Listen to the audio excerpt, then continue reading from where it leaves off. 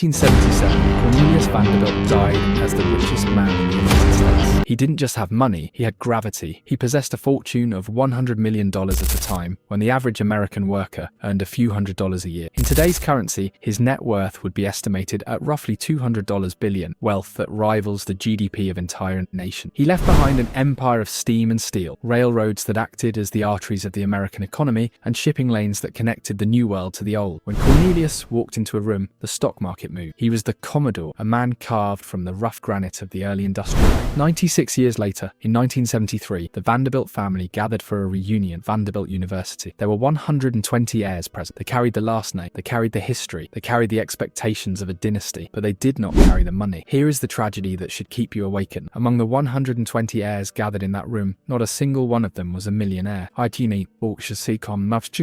The fortune had not just diminished, it had not just been divided, it had evaporated. The mansions on Fifth Avenue, once filled with European art and servants, were demolished or turned into department stores. The vast country estates were sold off to developers. The railroads were bankrupt or nationalized. The power was dust. We are fed a lie in this culture. We are told that wealth is hard to build. That is false. In a high opportunity environment, building wealth is simply a matter of a specialized skill, high risk tolerance, and luck. Keeping wealth is the war. Statistically, 70% of wealthy families lose the entirety of their fortune by the second generation. 90% lose it entirely by the third. This is not just an American phenomenon. It is a human universal. The Chinese have a saying, wealth does not pass 3 generations. The Brazilians say, rich father, noble son, poor grandson. Why? Why is this cycle so predictable that it acts like a law of physics? Because the first generation, the builders, operated in reality. They were forged in the fires of scarcity. The second generation, the heirs, operated on motivation. They were softened by the comfort of abundance. Today we're going to perform an autopsy on the death of dynasties. We will look at the specific psychological mechanism that turns empires into ash. We will dismantle the modern obsession with inspiration and replace it with the cold, boring machinery of survival. You may not have $1 billion fortune to lose, but you have something more valuable, your potential. And the exact same force that destroyed the Vanderbilt legacy is likely destroying your potential right now. This is not a lecture on how to get rich. This is a warning on how not to disappear, the biological trap. To understand why the heirs fail and why you struggle to maintain consistency, we must look at the brain. Specifically, we must look at the trap of dopamine. We often confuse motivation with drive. They are not the same. In fact, they are often opposites. Motivation, chemically speaking, is a spike in dopamine. Specifically, it is anticipatory dopamine. It is a biological reward you get before you do the work. When the Vanderbilt heirs decided to start a new venture, or host a lavish party to impress New York society, or buy a stable of racehorses, they felt a rush. That rush is a survival mechanism from our primitive past. In the wild, you needed a chemical spike to get you off the ground to hunt a deer. You needed adrenaline to run from a lion. It is a sprinter's system, intense, short-lived, volatile. The problem is that the modern world allows you to trigger this reward without the hunt. When you buy the domain name for a business you haven't started, you get the dopamine. When you tell your friends over dinner that you are going to lose weight or write a book, you get the reward before doing the work. The brain releases the reward chemical because for a split second, it believes you have already achieved the goal. You feel the satisfaction of the kill without ever throwing a spear. The heir feels like he is achieving something, but he is merely drugging himself. The first generation Cornelius did not run on dopamine. He ran on cortisol and duty. He operated in an environment of scarcity. If he didn't perform, he didn't eat. If he didn't outmaneuver his rivals, his ships would rot in the harbour. He didn't need to feel like working. The work was a necessity of survival. The heirs born into the comfort of wealth operated in an environment of abundance. They didn't need to hunt to eat, so they became addicted to the feeling of the hunt, the motivation, without the discipline of the kill. They became passion chasers. They moved from hobby to hobby, from investment to investment, always looking for that initial spark of excitement. I like these things in Tofkini, but sparks burn out. And when the spark faded, when the boring reality of managing a railroad or maintaining a ledger set in, they quit. Or worse, they hired someone else to do it poorly, while they went looking for the next spark. If you are waiting to feel like work, you are behaving like a third generation heir. You are letting your biochemistry dictate your legacy. You are waiting for a fair wind to sail your ship, while the builder is rowing against the current. Biology always trends toward comfort. If you listen to your body, you will consume, you will sleep, and you will seek safety. The builder decouples action from feeling. The heir waits for the feeling to cause the action. But overcoming your biology is only the first step, because even if you master your own mind, the world itself is waiting to crush. But the reality check, Black Swan. Before we discuss the solution, we must look at the battlefield with clear eyes, because there is a dangerous arrogance in thinking that discipline alone guarantees victory. It does not. History is filled with disciplined men who are crushed by war, by revolution, by a change in the law, by a Black Swan event. You can build the perfect railroad and then the airplane is invented. You can build the perfect factory and then the government nationalized. You can have the routine of a monk and a drunk driver can still hit you at an intersection. However, this is the nuance that the heirs miss. They believe they are special. They believe their wealth protects them from the chaos of the world. The builder knows the truth. Discipline is a game of probability. The heir, who relies on motivation, who drifts from passion to passion, has a 99% chance of ruin. The chaos will eventually find him. The builder who relies on discipline, who marches every day regardless of his mood, has a 50% chance of survival. Those are the odds. And in this unforgiving game, 50% is as good as it gets.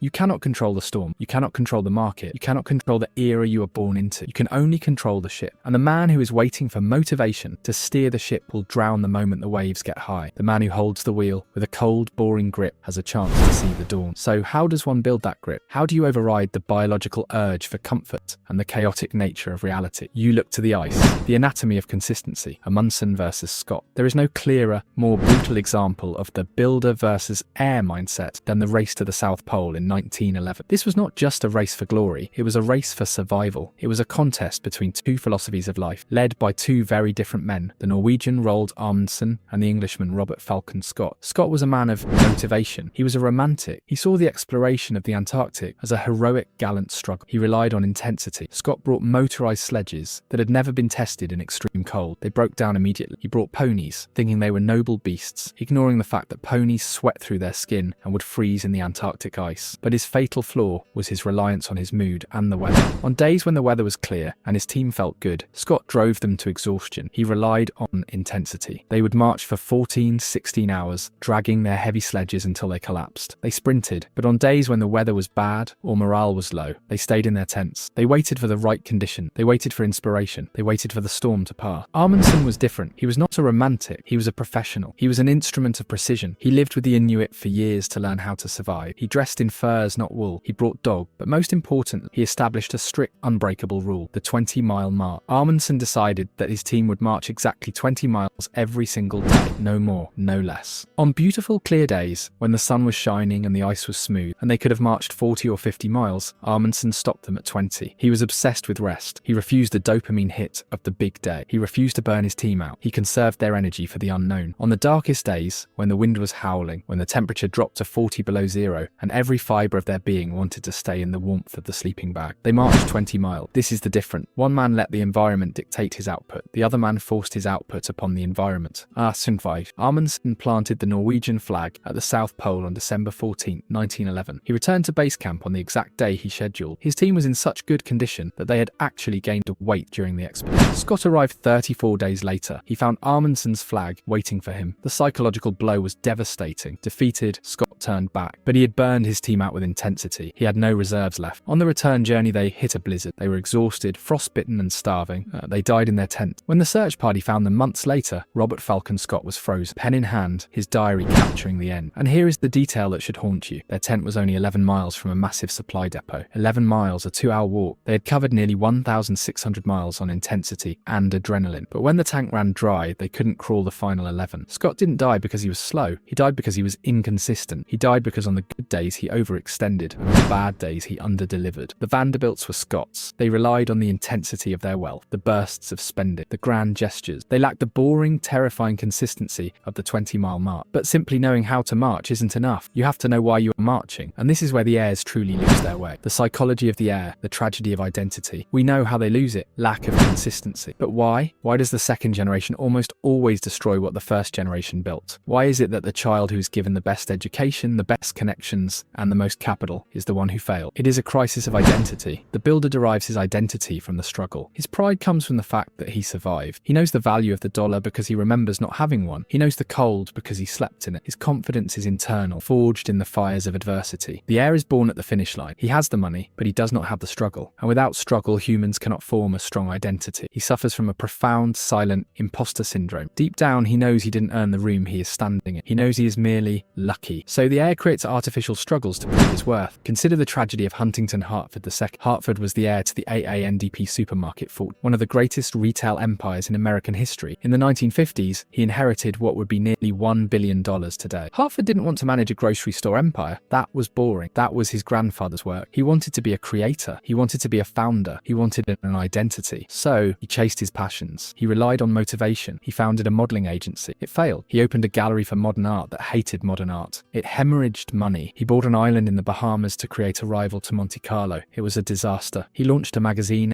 he produced plays, he invested in oil. He was desperate to prove he was not just daddy's money, and in that desperation, he took risks that the builder never would have taken. By the end of his life, Huntington Hartford was broke. He lived in a rundown home in the Bahamas, dependent on narcotics. The billion-dollar fortune was gone, not stolen, not taxed away, spent on the desperate purchase of an identity. This is where motivation becomes lethal. The heir is constantly looking for the next thing that makes him feel alive, the next thing that validates his existence. He is chasing the dopamine because he lacks the quiet, boring confidence of the builder. He is trying to buy an identity that can only be earned. Money enough or not. If you find yourself constantly starting new projects, constantly pivoting, constantly needing to tell people what you are going to do, you are displaying the psychology of Huntington Hartford. You are burning your potential to buy an identity. You are acting out a performance of success rather than doing the mechanics of success. And while the heir performs for the crowd, something is happening in the shadows, something the builder never forgets. Entropy, the gardener. There is a force in the universe that hates wealth. It is called entropy. The second law of thermodynamics states that all systems, if left alone, trend toward disorder. Chaos is the natural state of the universe.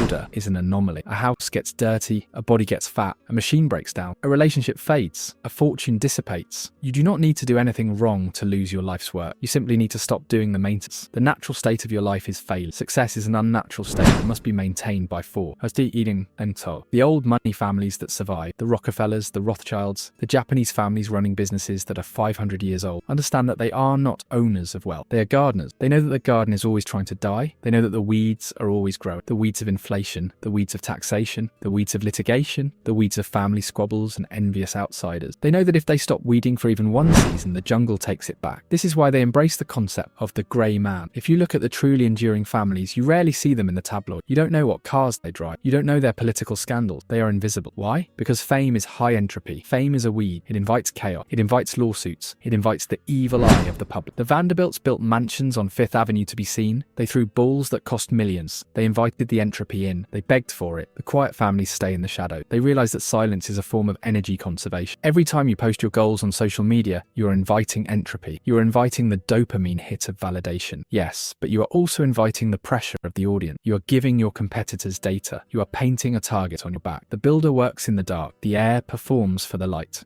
Discipline is the act of fighting entropy in the dark. It is cleaning the ledger when no one is watching. It is auditing the expenses when you are tired. It is doing the 20-mile march in the blizzard. It is boring. It is unsexy. And it is the only thing that stops the weeds from taking the house. But how do you maintain this discipline for a lifetime? How do you keep weeding the garden when you are tired and rich? You have to change your relationship with time. The cathedral for ghosts. We have discussed biology, history, psychology, and physics. Now we must discuss strategy. How do we break the cycle? How do we move from the high time preference of the heir to the low time preference of the builder? In economics, time preference is the degree to which you value the present over the future. A junkie has the highest time preference. He will burn his life down for a high right now. A builder has low time preference. He will suffer today for a reward 10 years from. But the dynastic mindset goes further. It operates on a timeline that exceeds its own life. We must look to the forestry families of Europe. There are families in France and Germany who have been wealthy for 500 years. Their business is growing specific types of oak trees used for wine barrels and cathedral beams. Here is the math of their life. An oak tree takes 200 years to mature. Think about that. The man who plants the seed will be dead long before the tree is cut. His son will be dead. His grandson will be an old man. He is watering a future he will never see. He is tending a profit he will never spend. A year, he is building a cathedral for ghosts. You may not be planting oak tree, but the principle is identical. Can you build a business that is boring for 5 years before it pays off? Can you fund a trust for a child who isn't born yet? Can you say no to the luxury car today so that your family has armor tomorrow? This requires a fundamental shift in how you view your life. Motivation asks, what do I get out of this today? How do I look today? Discipline asks, what does my great-grandson get out of this in a century? Today, the Vanderbilt heirs wanted the money now. They sold the railroads, they liquidated the assets to fund their lifestyle. They ate the seeds to stave off their hunger for status. The forestry families protect the seeds. They understood that they were merely custodians of the forest, temporary stewards of a machine that must outlast. When you extend your timeline, motivation becomes irrelevant. You don't need to be hyped up to plant a tree. You don't need a motivational speech to water a sapling. You just need to put it in the ground and wait. Patience is the ultimate weapon of the wealthy. The poor cannot afford to wait. The rich cannot afford to rush. On the inheritance, we return to the stone. Cornelius Vanderbilt is dust. His mansions are museums or parking lots. The money is gone, scattered to the winds of history. The Great Reunion of 1973 was a gathering of ghosts in rented suits. But the principle remains. The ancient statues of the Stoics are still standing. They are weathered by time, yes, but they are still there. Why? Because they were carved with patience. They were built to last, not to flash. You have a choice today. It is the same choice Amundsen and Scott faced in the snow. It is the same choice Huntington Hartford faced with his inheritance. You can choose the path of the heir. You can chase the dopamine. You can wait for the lightning strike of inspiration. You can tell everyone what you are going to do. You can live a life of manic highs and desperate lows, addicted to the feeling of the start, and you will leave nothing behind. You will be consumed by the entropy you invited in. Or you can choose the path of the builder. You can embrace the boredom. You can automate your decisions to protect your willpower. You can march your 20-mile, regardless of the weather, regardless of your mood. You can plant oaks you will never see cut. You will not get the applause today. You might not get the applause in your lifetime. You will be a grey man working in the dark, tending the garden while the world parties in the weeds. But you will not vanish. The 20-mile march begins tomorrow. Not when you feel ready. Not when you are inspired. Tomorrow. Because that is when Amundsen started. That is when Cornelius started. That is when every builder who outlasted the noise started. The statues are still standing. Will you be?